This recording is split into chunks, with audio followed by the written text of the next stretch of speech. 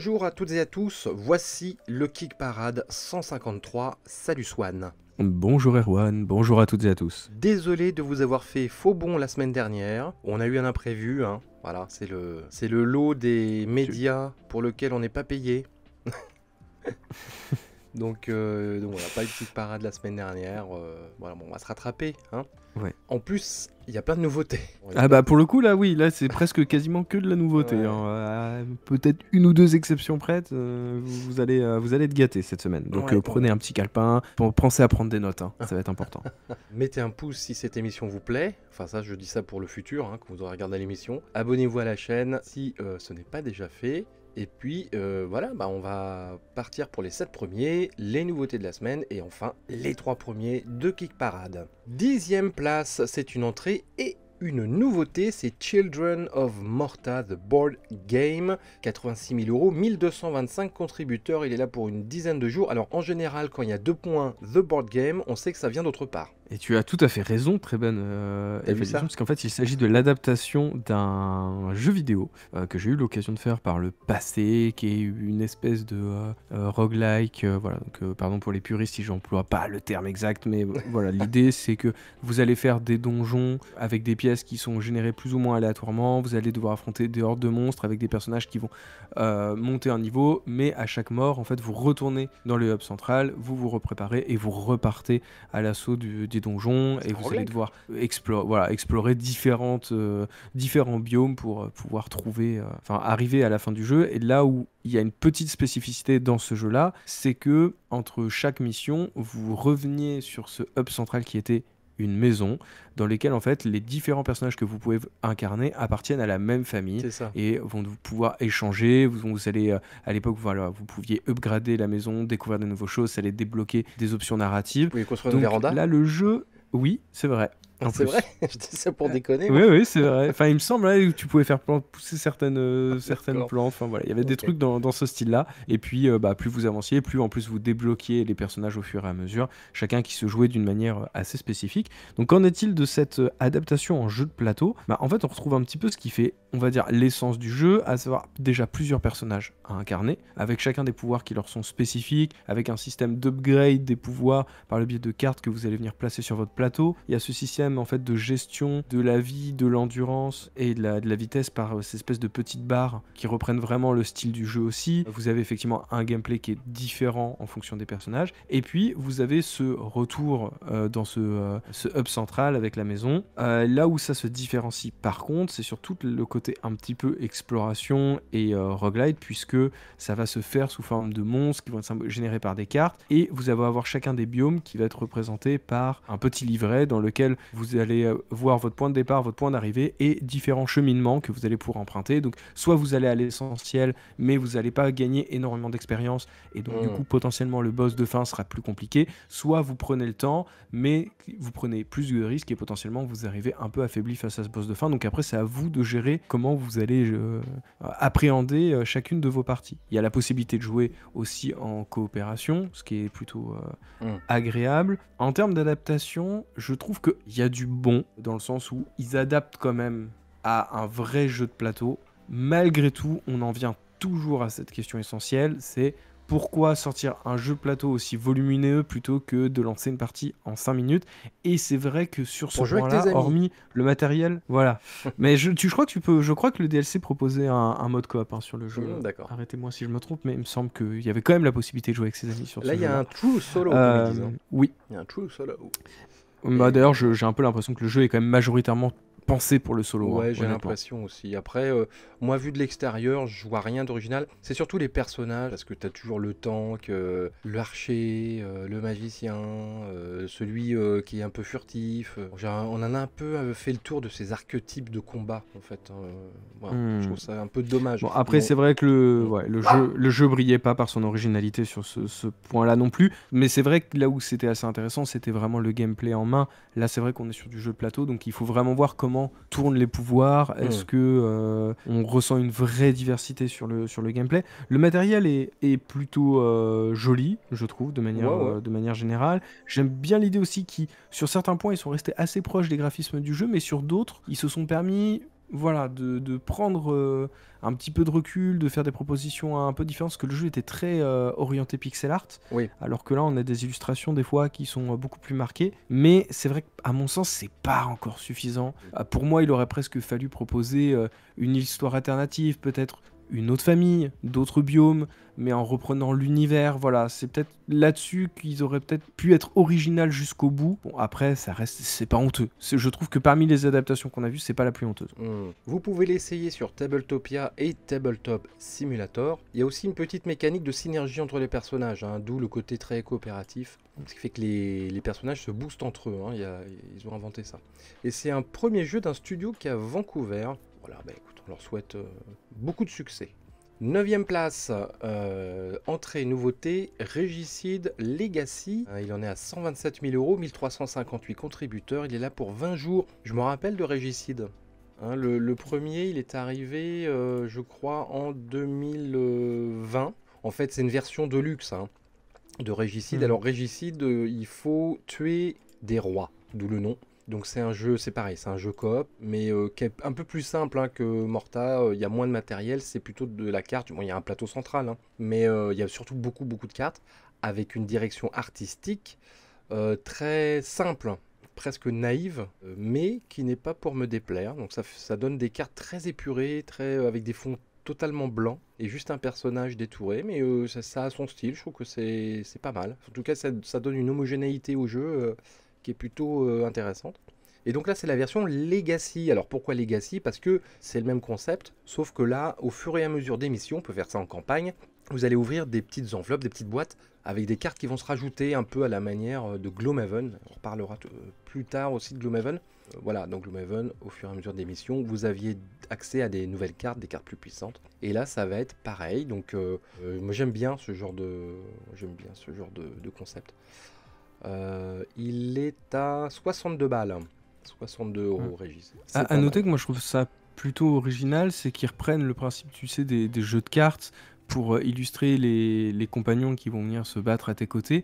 Sauf qu'au lieu d'utiliser les traditionnels pique, carreau, cœur, trèfle, en fait ils les symbolisent par des classes de personnages. Donc il y a tank, healer, barbare et mage, je crois. Et là c'est pas encore très original. Hein. Et ouais, c'est healer, bard, paladin et barbare. Bon, c'est plutôt, je trouve ça plutôt chouette d'avoir revisité un deck classique avec voilà, les chiffres qui vont de 1 au roi, mais en ayant cette fois-ci, on va dire en se les étant appropriés de manière plus originale. Moi j'aime beaucoup le design du jeu, honnêtement. Ouais, moi aussi, ouais.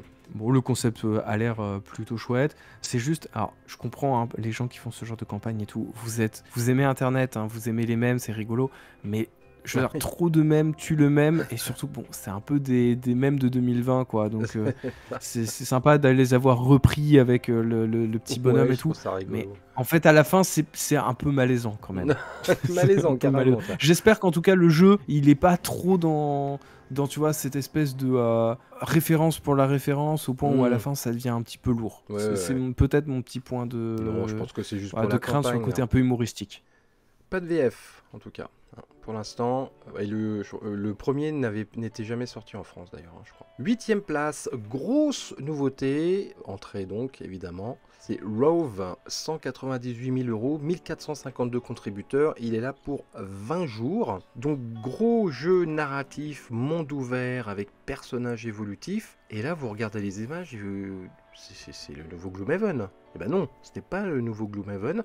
Par contre, ce qui fait que ça ressemble à Gloomhaven, c'est que l'éditeur, Adax Games, a embauché tous les illustrateurs de Gloomhaven pour faire la direction artistique de ce jeu. Donc, bonne idée, parce que c'est vrai que Gloomhaven a vraiment une patte originale au niveau du graphisme. Après, ça peut, le revers de la médaille, c'est que on peut comparer ou confondre les jeux, surtout que c'est quand même des jeux qui ont des concepts un peu similaires, hein, à savoir, enfin, similaires. Gloomhaven finalement c'est plus tactique qu'autre chose pour moi. Tu arrives sur une carte, c'est comment tu vas détruire les ennemis, récupérer le truc. Là c'est beaucoup plus monde ouvert parce que vous avez une carte du monde, Vous avez d'ailleurs des petits autocollants qu'il va falloir mettre au fur et à mesure que vous découvrez les lieux. Vous avez personnages évolutifs, comme dans Gloomhaven, vous débloquez des cartes. Il y a une mécanique qui est assez originale, je trouve, c'est que vos cartes sont recto-verso, et vous allez d'abord enclencher les pouvoirs du recto, là retourner la carte, ce qui va booster le verso, les actions au verso. Et donc je pense qu'il y a des beaux combos à faire, et des trucs intéressants avec cette mécanique. Moi je l'ai pas encore vu, mais bon, sûrement que ça a dû exister auparavant, donc vous nous dites. On n'a pas tout essayé, hein, loin de là. Je trouve que ça peut ouvrir des possibilités assez intéressantes au niveau des actions. Que dire d'autre? Bon, bah, c'est du gros jeu qui va vous tenir en haleine pendant des mois, voire un an si vous n'êtes pas trop assidu. Vous avez un cahier à spirale avec des cartes. Le jeu ne prend pas trop de place et ça a été notifié dans les commentaires, hein. Il y a des gens qui remercient l'éditeur de ne pas avoir fait un jeu qui demande une table gigantesque. Donc l'éditeur a répondu qu'ils avaient tout fait pour faire un gros jeu narratif, mais qui prennent un espace raisonnable. C'est vraiment une volonté de l'éditeur. Standees, tu peux prendre les figurines à part. Donc voilà, c'est comme thème, hein, Swan.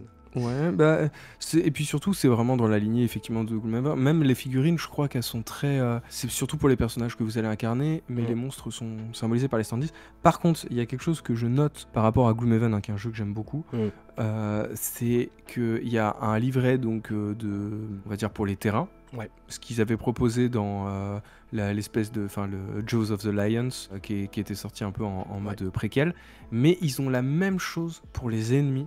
C'est-à-dire qu'en fonction du scénario, on va vous dire, vous ouvrez une page et vous avez toutes les informations sur les ennemis, et plutôt que de passer par des petits tokens, des machins, des trucs à les mettre, et ben, je trouve ça super. C'est tout con, mais c'est vraiment une idée où tu dis, bah ouais, en fait, finalement, pourquoi on n'ouvrirait pas aussi une page de bouquin avec tous les pouvoirs des créatures, et ça évite d'avoir, de faire 50 000 composants, de passer une demi-heure à installer la partie. Ça, c'est vraiment une riche idée. C'est bien vu, hein. Bon, vous pouvez l'essayer sur Tabletop Simulator. J'ai voulu mettre l'application, le mode sur mon Tabletop Simulator, et tu cliques dessus, ça t'envoie sur l'invitation pour le Discord. Alors à mon avis, il faut s'inscrire sur le Discord, et sur le Discord, tu dois avoir le lien pour Tabletop Simulator, parce que j'ai cherché via le menu de Tabletop Simulator dans le workshop, et j'ai jamais trouvé Rove.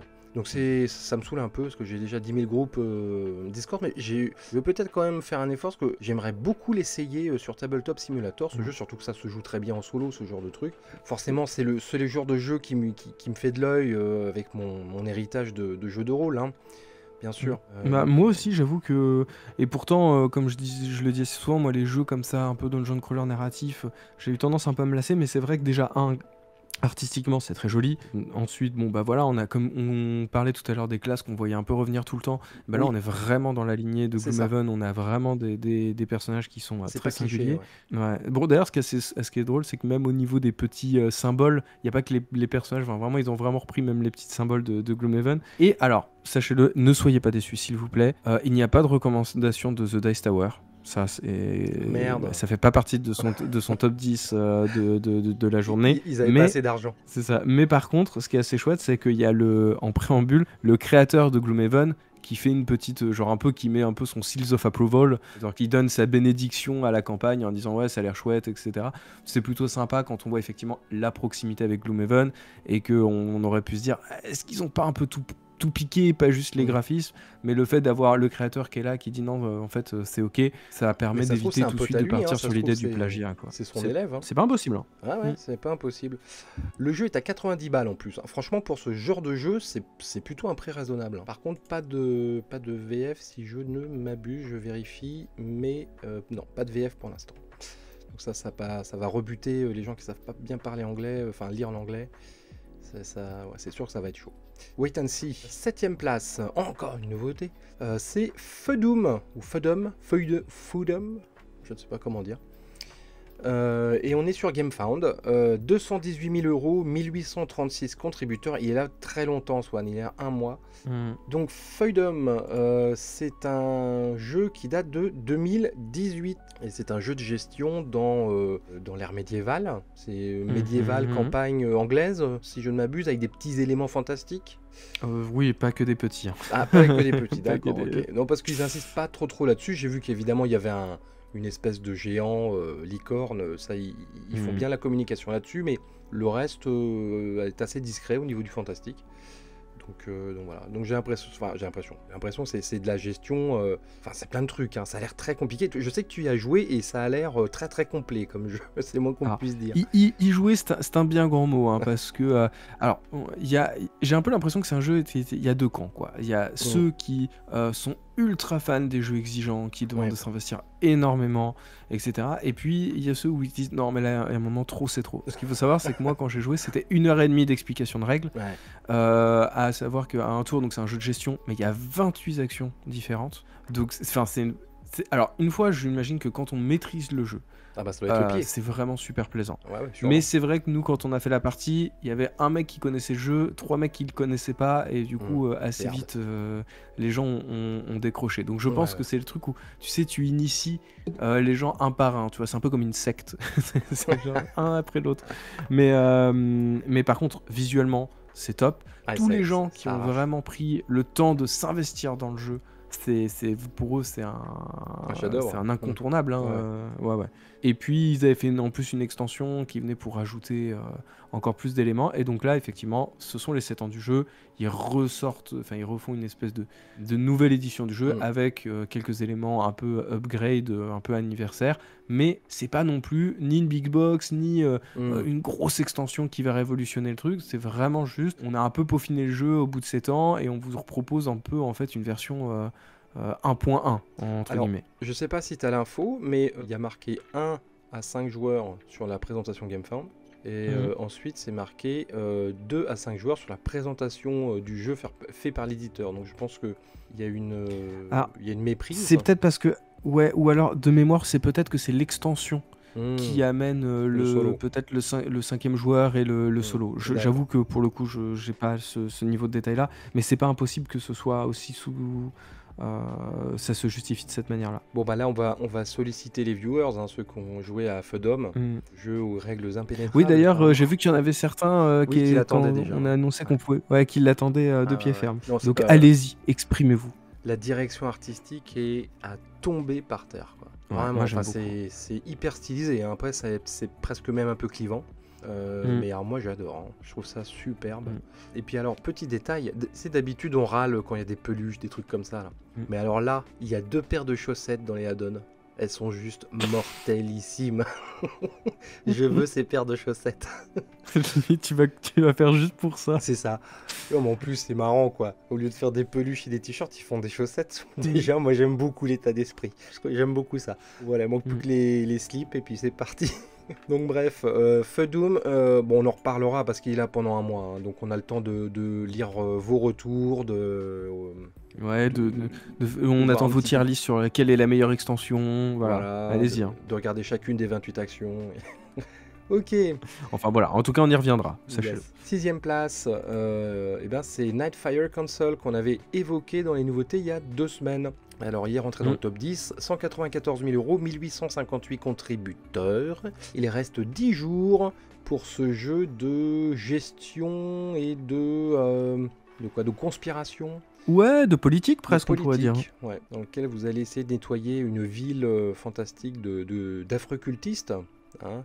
Vous ne savez pas où ils sont, vous ne savez pas qui c'est. Et en même temps, il va falloir gérer un petit peu votre carrière, la ville, ça, avec un plateau assez original. Là encore, belle direction artistique, je trouve. Mais c'est vrai que là, ça fait quelques temps qu'on est gâté de ce côté-là, je trouve. Carrément. Ouais, il y a vraiment des trucs originaux, il y a des prises de risques. Non, ça fait plaisir. Hein. Mais et c'est marrant parce que pendant que j'y pense, tu vois, tout ce raz-de-marée de l'intelligence artificielle dans la direction artistique, ça a eu au moins une vertu. C'est que sur les pages Kickstarter et GameFound, ils mettent vachement plus en avant les illustrateurs qu'avant. Justement pour montrer que oui, ce sont des vrais illustrateurs, alors qu'avant c'était un petit peu marqué comme ça, sauf que c'était un peu des restas, et là je vois de plus en plus de campagnes avec un gros pavé à la fin, les noms des dessinateurs détaillés, ce qu'ils ont fait avant, et donc ça met en avant les illustrateurs. Voilà. Ça devient un objet de publicité en fait, d'avoir un vrai illustrateur, d'avoir un humain, tu vois. Bon, enfin, D'ailleurs, voilà, c'est assez drôle de voir qui est derrière ce projet et en fait à quel point c'est presque un projet transmédia parce qu'on a, en termes de développeurs, on a quelqu'un qui avait bossé sur on va dire sur les jeux un peu Fantasy Flight Games, tu sais, Ouais. même Edge à l'époque, tu vois, Arkham Horror, Descent, Ouais. etc.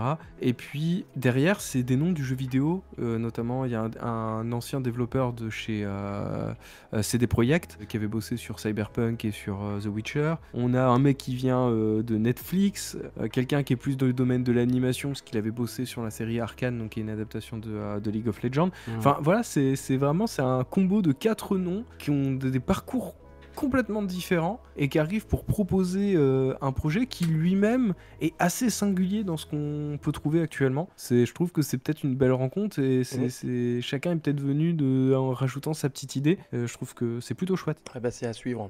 Allez, position suivante, je ne sais plus, c'est la 5e place. Voilà, pardon. 5e place, c'est Dark Cities Deluxe Edition. Alors, c'est pas vraiment un jeu, en fait, c'est une collection de jeux que vous avez vu en boutique, puisque c'est Tortuga 1667, Salem 1692, Bristol 1350, il y en a un autre, et le dernier qui vient de sortir en boutique, c'est Hollywood 1947, que j'ai d'ailleurs. Il va falloir qu'on fasse une vidéo avec Mathieu, un premier tour, parce que Lucky Dog Game nous l'a gentiment envoyé, qui est très sympa, où il faut dénicher les communistes dans le Hollywood des années 40, plutôt rigolo. Et donc voilà, donc il propose la collection de tous ces jeux qui sont tous présentés dans des espèces de faux livres, ou faux grimoires, vieux livres, et donc ce sont des versions de luxe des jeux, donc bon, rien d'indispensable pour moi, mais bon, peut-être que les fans y trouveront leur compte, hein, avec des tokens, des pièces en métal, enfin voilà, tout le truc pour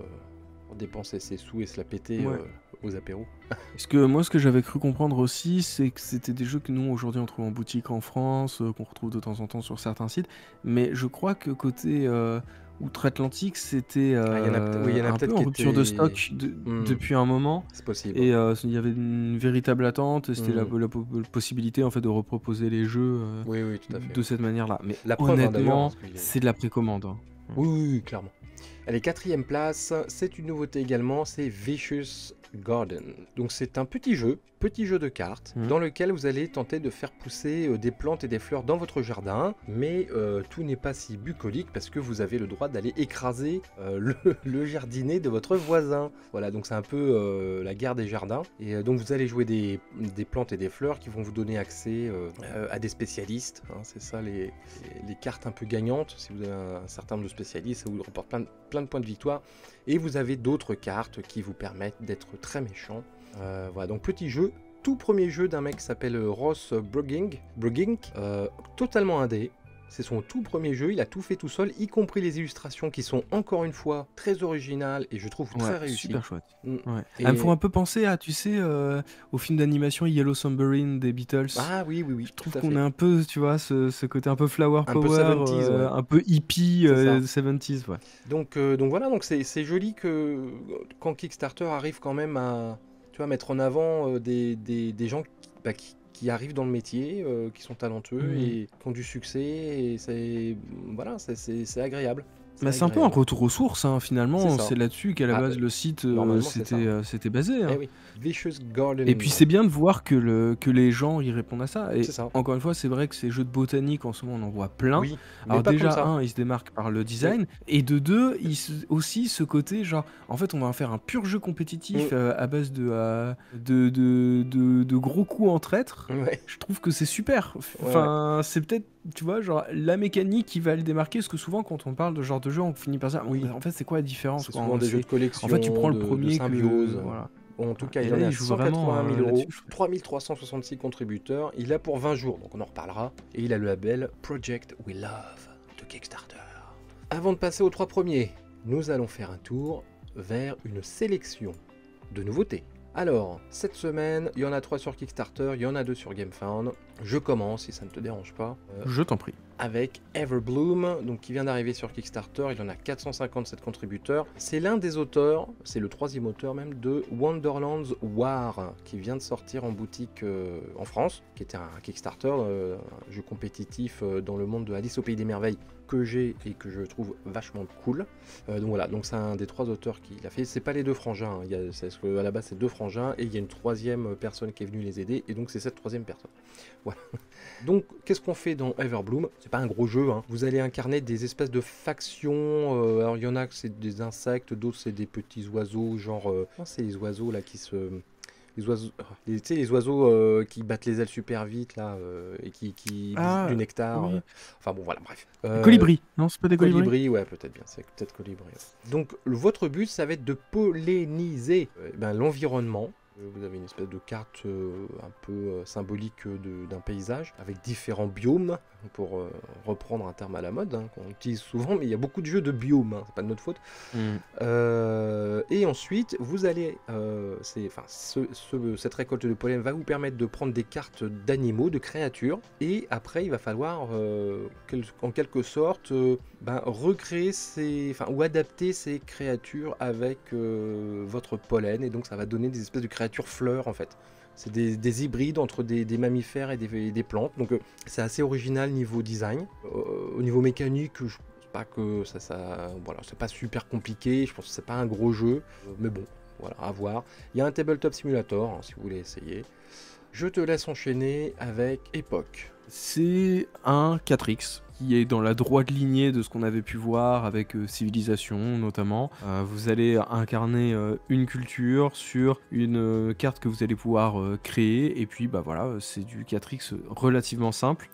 Donc vous allez vous étendre, exterminer les autres joueurs, exploiter les ressources, voilà. Donc on est sur quelque chose de très classique, mais d'un autre côté c'est vrai que ça faisait un petit moment qu'on n'avait pas vu de gros 4X, surtout un peu historique. Parce que souvent le 4X aujourd'hui c'est très associé au jeu un peu espace. Voilà. Oui, c'est vrai. Et donc là on revient un petit peu aux sources, avec vraiment un design qui fait très civilisation, un petit peu dépoussiéré. Après, est-ce que il n'y a pas un côté peut-être un peu trop redite? Ça, seule l'expérience sur le terrain pourra nous le dire, mais il y a quand même cette espèce de progression à travers les époques, selon les civilisations. Ce qui est assez chouette, c'est que on retrouve les classiques, voilà, les Égyptiens, les Grecs, les Romains, la France, l'Angleterre, mais on a des civilisations qu'on voit un petit peu moins que d'habitude. On va voir la Perse, on va voir les Mayas, les Aztèques, les Incas. Et moi, je trouve que notamment sur toutes ces époques précolombiennes, tout ça, je trouve qu'il y a un vrai manque de jeu dans cet univers-là.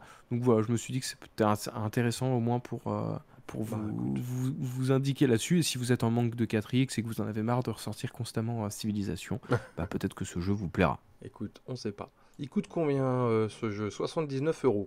Ça va. Ok. Ah, ça vient de Hong Kong. C'est rigolo. Ok. Enfin, dernier jeu sur Kickstarter. Alors, c'est une nouveauté, oui et non. C'est une extension pour le jeu Berserkers de Youssef Fary.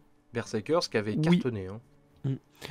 J'ai un peu l'impression que là on est un peu dans la deuxième phase de Youssef Fary, à savoir qu'il a fait plein de jeux très orientés solo qui ont eu énormément de succès, et j'ai un peu l'impression qu'il reprend ces jeux-là et qu'il les revoit, qu'il les repense avec une nouvelle manière de faire. On avait Way of the Samurai qui était sorti sous forme de roll and write, avec un petit bouquin, un jeu d'affrontement que j'ai reçu mais que je n'ai pas encore eu le temps d'essayer, mais ça sera fait incessamment sous peu. Et puis là, on est un peu dans la même logique, on reprend le jeu Berserkers avec une extension, et cette extension elle va se présenter sous forme de modules, et chaque module va venir ajouter un peu de rejouabilité. Alors ça peut être du gameplay supplémentaire, ça peut être rajouter des cartes pour plus d'imprévus et de rejouabilité dans une partie. Il y a des choses qui vont complètement changer le système de jeu, avec notamment la possibilité de faire revivre son personnage, mais sous certaines conditions, pour tenter de finir la partie, mais avec des complications, un univers qui peut se transformer un petit peu.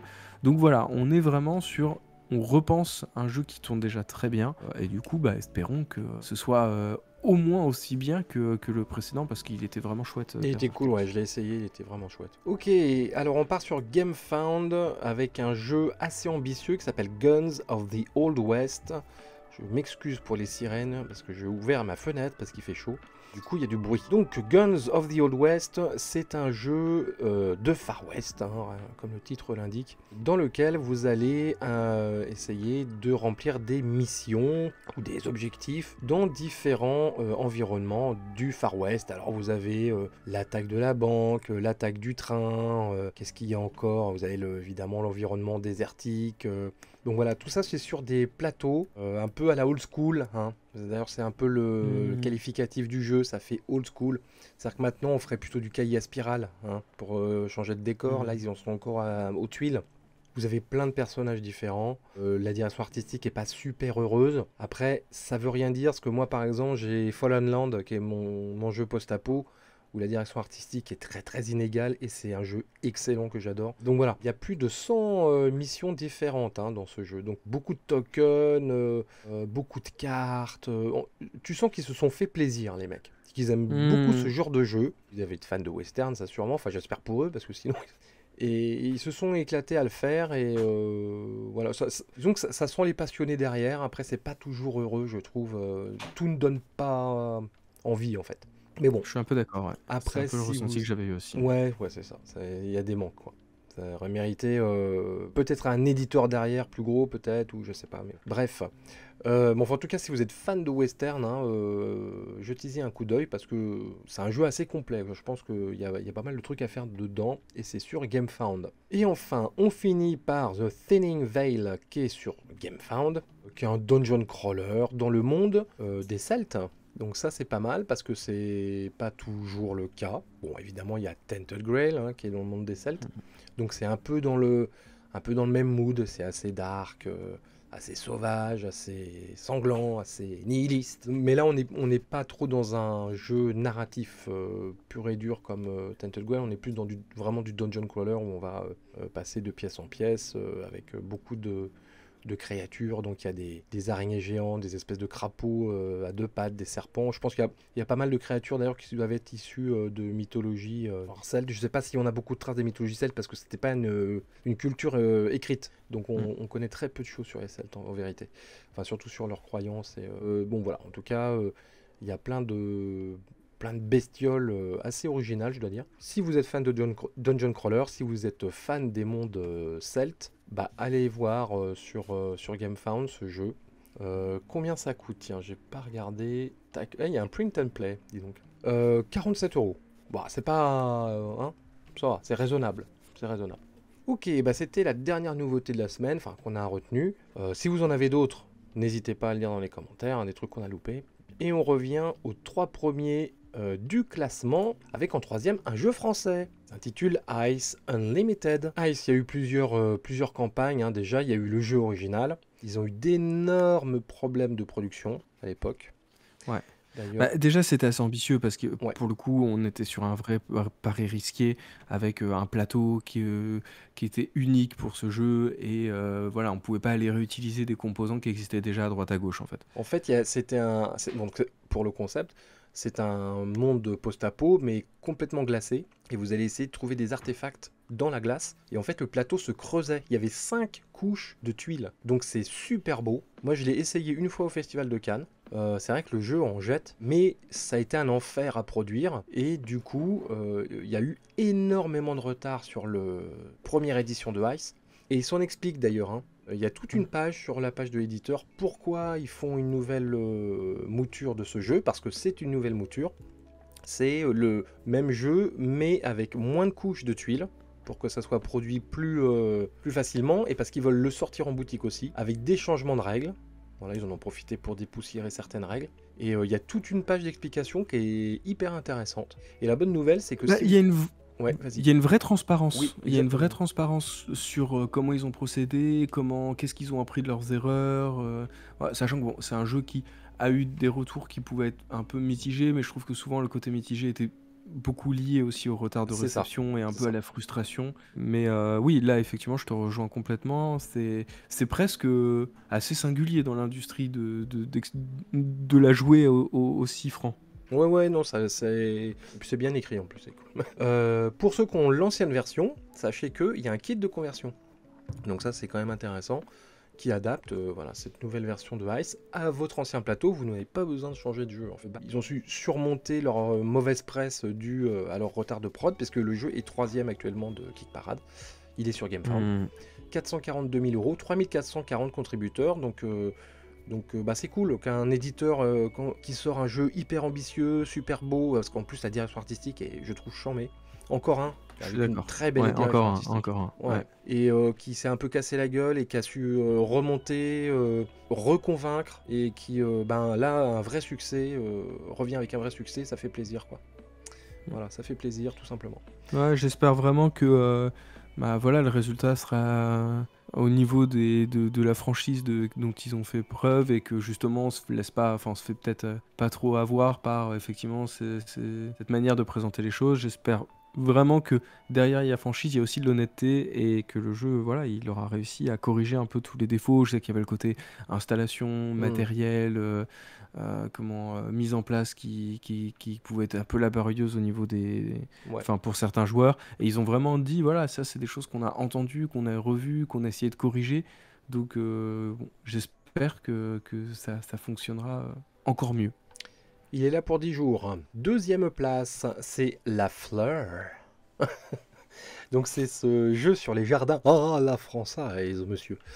Qui se passe au 19e siècle, si je m'abuse. 19e ou 18e? Non, 18e siècle, pardon. Voilà, avec une direction artistique très élégante, n'est-ce pas? Très rococo. Très rococo. Et on en a parlé il y a 2 semaines hein, de ce jeu, qui a l'air plutôt rigolo. Enfin, tu sais, voilà encore un jeu de botanique, de symbiose, qui est un peu l'inverse de ce qu'on a vu avant là, de Vicious Garden là. Mais qui apporte aussi sa nouveauté avec cette idée de jouer sur 3 axes, entre aller dans Paris pour essayer de trouver des spécimens de fleurs rares, ensuite il faut les installer dans son jardin pour attirer des personnalités, puis C'est ensuite utiliser ces personnalités pour scorer. Enfin voilà, il y a ce truc en 3 étapes qui est pas inintéressant. Ouais, non, ça a l'air, dans son style, ça a l'air réussi. Hein. 320 000 euros, 3 955 contributeurs, il est là encore une dizaine de jours. Mais alors, qui est le numéro 1 ? Qui est le number 1 ? Eh bien, c'est Enemies and Lovers, The Crown of Elfham. Eh ben, j'aurais jamais cru une seconde que ça serait premier de Kick Parade, ce truc. Hein. Donc, c'est un jeu de cartes un peu luxueux, même beaucoup, parce que ça coûte très cher, je trouve, pour ce que c'est. Enfin bon. Qui est tiré de romans fantastiques. Voilà, moi, j'en sais pas trop plus, que je connais pas du tout ces romans. Alors, as-tu remarqué, Swan ? Question avant que tu enchaînes. Alors là, ils ont changé. Hein. Il y a encore quelques jours, il n'y avait pas marqué l'intitulé jeu de société sous la vignette du début. Il y avait marqué la mention jeune adulte. Et effectivement, ça me fait penser à toute cette vague de films de mi-2000, là, Hunger Games, Le Labyrinthe, qui s'appelait le style young adult. Et j'ai l'impression qu'on est complètement là-dedans, quoi. Bon, voilà, mais c'est vrai qu'on a découvert récemment avec Erwan, je sais plus, il y avait une autre campagne sur BackerKit qui avait levé des milliers de contributeurs, qui étaient pour une espèce de réédition de romans d'Heroic Fantasy dont on n'avait jamais entendu parler. Parce qu'on est vieux, soit on est un peu... Bienvenue au club. Ouais, soit on est vieux, c'est possible. Soit, effectivement, il y a aussi une culture de l'Heroic Fantasy littéraire, très anglo-saxonne, qui s'exporte finalement assez peu en France, parce que même ce bouquin-là, j'étais allé voir, est-ce qu'il existait une traduction ? Je crois qu'il y avait juste le premier volume qui était sorti, alors qu'ils en étaient au 7e. Et je trouve que là, on est un petit peu là-dessus, mais tu sens que voilà, l'autrice, elle a réussi à vraiment convaincre les fans. Et donc, du coup, ça veut dire que cette saga littéraire, en fait, elle est ultra puissante, c'est ça. avec une communauté extrêmement soudée. Je trouve ça assez chouette quand on est surpris par ce genre de truc. On dit en fait il y avait une communauté silencieuse dont on connaissait assez peu, et je trouve ça vraiment cool. Tu vas voir dans 6 mois, il y a une série sur Netflix, tu vas rien comprendre. Ceci dit, tu sais quoi, c'est exactement ce que je me suis dit. Je me suis dit, ça c'est typiquement le genre de truc qui va finir en série Netflix mal faite, quoi. Bon, en tout cas, voilà, c'est le premier sur Kick Parade cette semaine. 350 000 euros, 4 833 contributeurs. On n'est pas dans des chiffres délirants non plus. Hein. On a vu mieux en numéro 1, mais bon, voilà. En tout cas, c'est le premier de la semaine. Et il est là pour une grosse dizaine de jours, ce Enemies and Lovers. Merci beaucoup de nous avoir suivis. N'oubliez pas un pouce si ça vous a plu. C'est vraiment important pour l'algorithme YouTube. Enfin bon, vous connaissez la musique. Tous les YouTubeurs vous ramachent les oreilles avec ça. S'il y a des nouveautés qu'on n'a pas évoquées ou des infos qu'on a oubliées, n'hésitez pas pour les amis à le mettre dans les commentaires. Merci Swan. Et bah merci Erwan, et je vous dis à la semaine prochaine. Yes. Ciao ciao.